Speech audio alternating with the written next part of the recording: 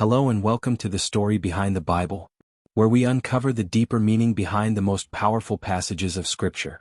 Today, we're talking about something you've probably heard dozens, maybe hundreds, of times. The Lord's Prayer. You may have recited it in church, before bedtime, or even before meals. But here's the question. Have you truly understood the power behind these words? What if I told you, this is not just a simple prayer. It's a spiritual blueprint, a battle plan, a direct connection with heaven itself. Why did Jesus give us this prayer? Jesus didn't just say, here's a nice prayer for you to repeat every day.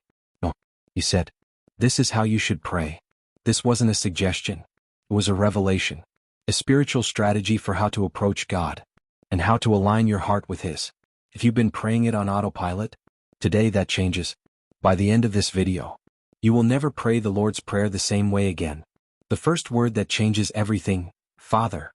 It all starts with one word, Father.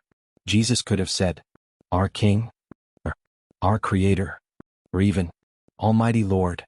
But instead, He chose, our Father. Why? Because God doesn't want to relate to you as a distant ruler, but as a loving parent. Think about how a child runs into the arms of their father, not because they need something, but just to be close, just to feel safe, to feel loved. Maybe for you, the word Father brings pain. Maybe your earthly father was absent, angry, or impossible to please. But let me remind you, God is not like that. He is the perfect Father, loving, patient, always present. The enemy wants you to believe God is distant, that He's too busy for you, that you're unworthy of His attention. But Jesus shattered that lie with two simple words, our Father, in heaven. But Jesus didn't stop there. He added, in heaven. That means two things. White heavy check mark first. We are His children. White heavy check mark second. He is seated in authority, ruling over all creation.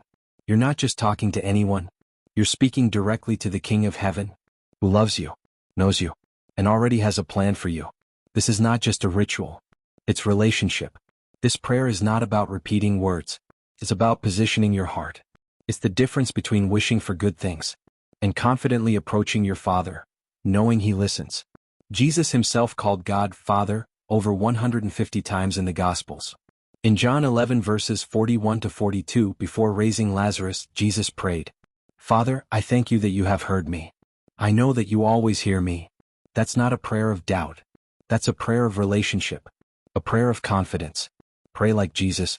Jesus didn't just teach us to call God Father. He lived it, and He wants you to do the same.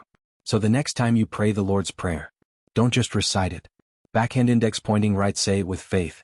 Backhand index pointing right, say it with understanding. Backhand index pointing right, say it as a son or a daughter, speaking directly to your Father in heaven. Final words.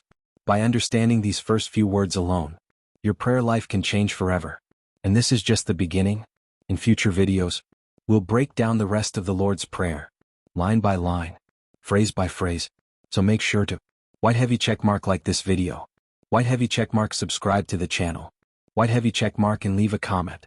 Backhand index pointing right, what does the word Father mean to you? And please, share this video with someone who needs to reconnect with God. Thank you for watching, and may God bless you.